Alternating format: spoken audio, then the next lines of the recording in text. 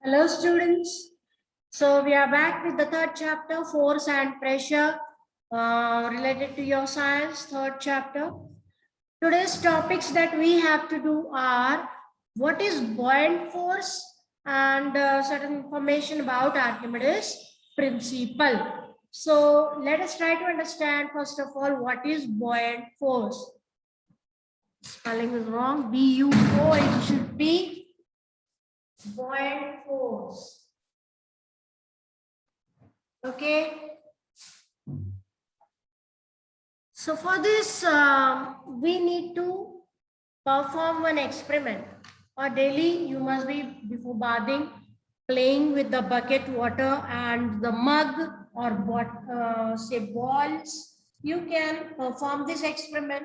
What we have to do is we can take some plastic bottle and put the knob of the bottle and then try to insert that bottle into a bucket full of water.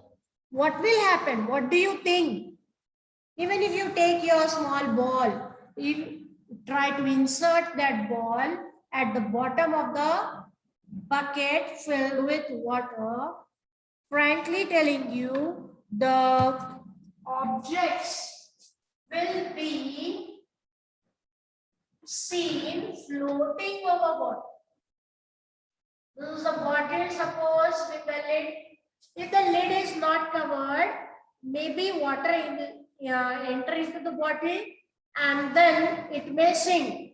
Or if you take a ball, it will also float over water in the bucket.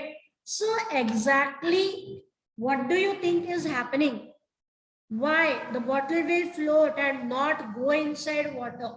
What is happening? For this purpose, we need to understand the science behind it.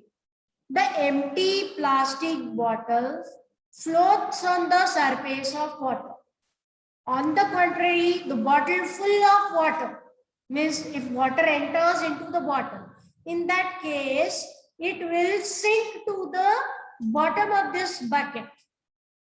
The weight of the empty bottle is very light, is negligible as compared to the weight of the water inside. Such a bottle with water neither floats or on the surface nor does it go to the bottom. Now completely filled bottle will go to the bottom and sink over here if it is completely filled with water. But if you take a bottle which is half filled with water and put the bottle cover, only half of it is filled with water, not completely like this third bottle. So this is going to sink. This is going to float. But this bottle which was less filled with water, what happened to this bottle? It hung in between. It started floating in between the water. Okay. This means the force due to gravity acting downward must have been balanced by an opposing force in the upward direction. So what exactly here is happening? If the bottle is empty, means without water, some force is pushing it upward to make it float over water. Or this bottle is also getting some amount of force that is pushing it upwards. Okay, but this bottle, the third one, which was completely filled, it went to the bottom. So you see the force which was pushing this empty bottle and the ball upwards. What force is that? That we need to understand. This force must have originated from the water surrounding. Otherwise, what else is there in the bucket? Isn't it? The upward force acting on the object in water or any other fluid you can take, any other liquid, fluid or gas you can take. It is the buoyant force. Okay. So what exactly is the buoyant force? The upward force acting on the object. Upward force acting on the object. You can note down. In water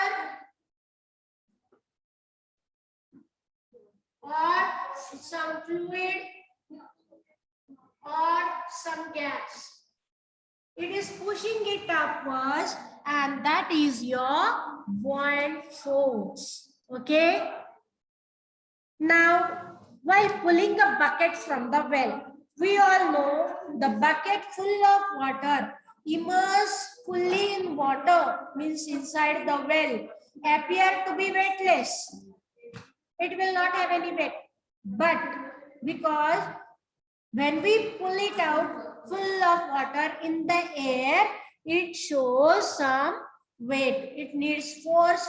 We have to apply some force to pull it upwards, isn't it? Why is it so? When it is inside the well water, it is not showing any weight. It becomes weightless. We feel very lightweight over it because of this buoyant force only. This buoyant force is the force applied by the water below that pushes any object upwards.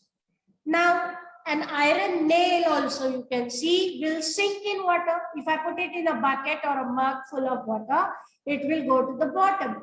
But why does the massive steel strip made ship? It is also made up of iron, but it floats over water.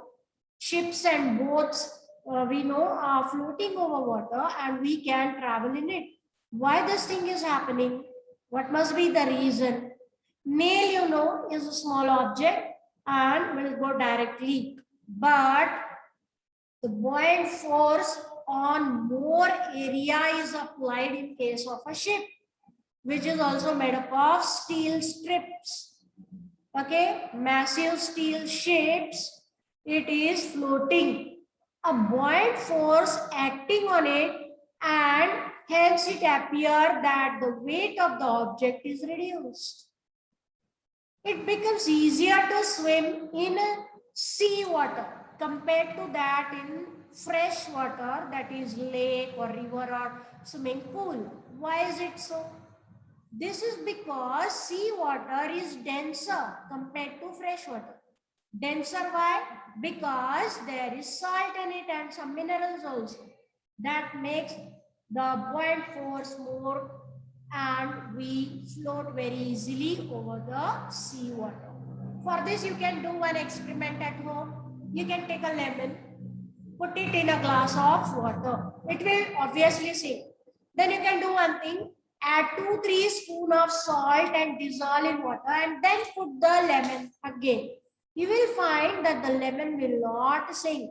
It may float over water.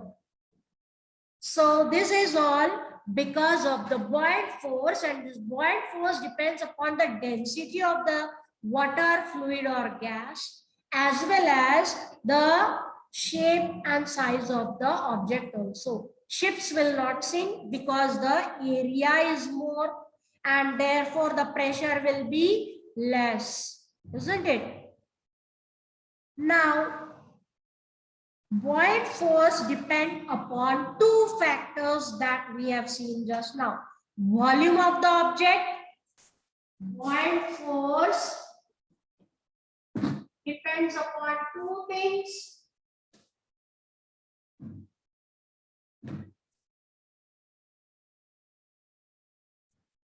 What are these two things?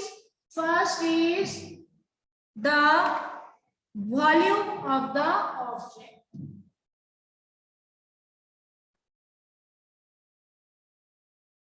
And the second thing is density of the liquid,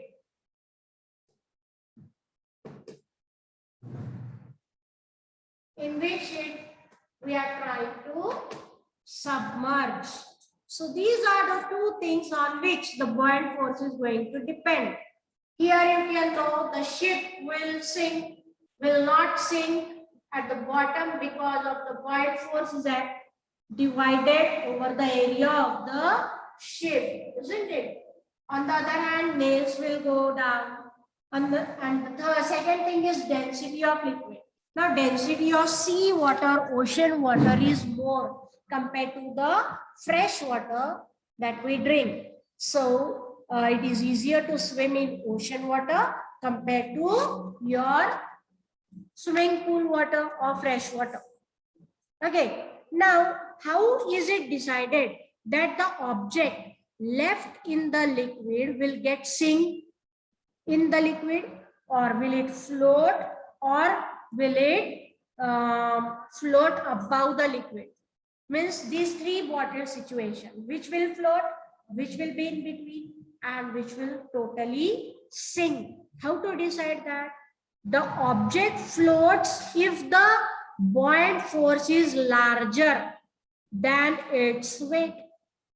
Buoyant force from below is larger than the weight of the object, then it will float, like the first bottle in the figure. Then the object sinks if the buoyant force is smaller than the weight of the object. The object is, say, iron ball or iron nail. In that case, it will sink. Why? Because its density is more than that of water. Another third aspect is the object floats inside the water. This middle bottle you can see, isn't it? It will float in the between. Why? If the buoyant force is equal to the weight of the object, when the weight is equal to the buoyant force which is pushing it up, and the weight is also same, in that case it will be in between floating. Okay, so in submarines and all, you can imagine how the submarine is being brought up to the ocean floor, in between sometimes kept, or when it is being settled down to the ocean floor sometimes. Submarines which are used by our naval forces to fight against the enemy, isn't it? So that's the information about buoyant force. It totally depends upon two factors: volume of the object and density of the liquids in which the object is being put. So these things you have to note down and remember. Next topic that we are going to study today is Archimedes Principle. Archimedes Principle, you see, was invented by a great inventor named Archimedes, who lived before Christ, and he was a very well-known thinker. So even the king of that Greek king also was a fan of Archimedes. Do you know the story of Archimedes? No? Okay. Archimedes was a Greek scientist and a mathematician with sharp intelligence. He found out the value of pi. Pi you are using in maths by numerical calculation. He is the one who found out that pi is equal to 30/7, isn't it? His knowledge of lever, pulley, wheel, these simple machines in physics was useful to the Greek army in fighting against the Roman enemy. He became famous due to his work in geometry as well as mechanics. When he entered a bathtub for taking bath, he discovered the Archimedes principle that we know now, or we study nowadays. This principle, with the help of flowing water, he came out of this water and shouting, he said, "Eureka, Eureka," that means I found it, I found it. Actually, what happened? The king of Greece called him to tell if the lump of gold he has given to a goldsmith was completely used in making of the crown for the king, or the goldsmith is a cheat. To find out this, Archimedes was appointed. For a long time, he could not get the answer. But when the bathtub was filled to the brim and Archimedes entered it, what happened? The amount of water that spilled out of the bathtub was exactly equal to his own weight and size. In that case, it clicked to him that he found an answer to the king's question, and he experimented it and found that the goldsmith has not used the complete lump of gold given to him for making the crown. He had cheated the king for some amount of gold, and the goldsmith was then punished. And this principle nowadays is a great invention in the field of physics. Now we are also studying it. So you can see, you can do one experiment at home. You can take a glass of water, a stone tied with the help of a thread, and put it in water. What will happen? The level of water will definitely increase. This is your glass filled with water, and I put a stone, shapeless stone tied with a thread, and I'm holding it. What do you think will happen? When I put the stone, the water level will increase. Water level is definitely going to increase. Now, when the stone is sinking in water, a buoyant force is acting upon it to push it upwards. The weight of the stone acts downward. Therefore, the force which acts on it in the downward direction is more effective because the stone is going to sink to the bottom. Now, how much is the magnitude of the buoyant force, and is it the same for all the liquids? Obviously not, because buoyant force depends upon the density of liquid.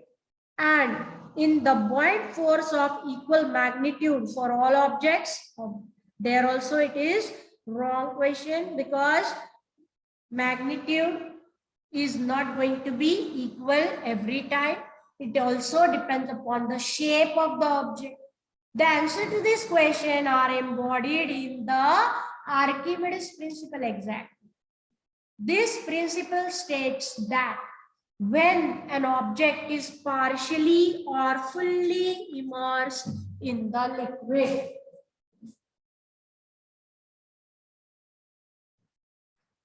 write down Archimedes principle. Archimedes principle: when an object is partially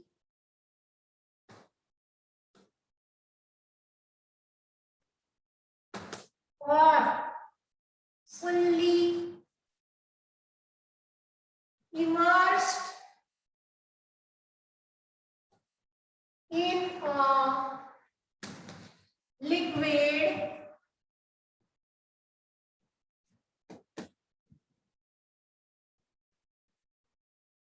or say fluid, you can say, a force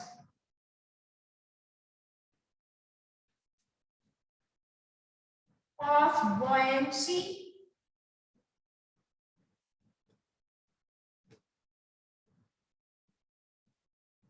act on it in the upward direction.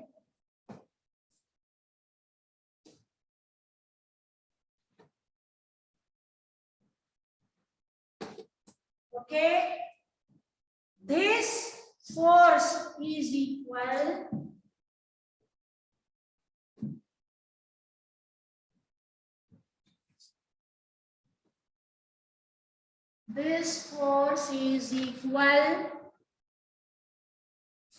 to the weight of the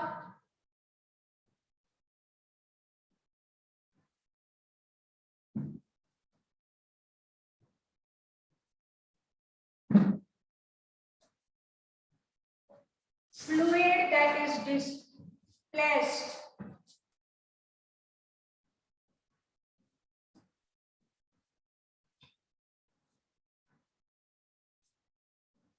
Weight of the fluid displaced by that object.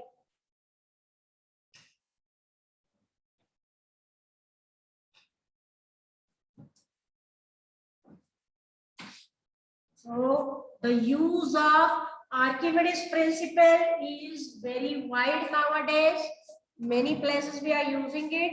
The principle has been used in the construction of ships, submarines, and the instruments such as lactometer, hygrometer are all based on this Archimedes principle. So please learn it and note down in your pair copies. Next class we are going to do with the examples related to these formulas that we have gone through in this chapter related to force, pressure, buoyant force, and Archimedes principle also. Okay. So bye all of you. Thank you.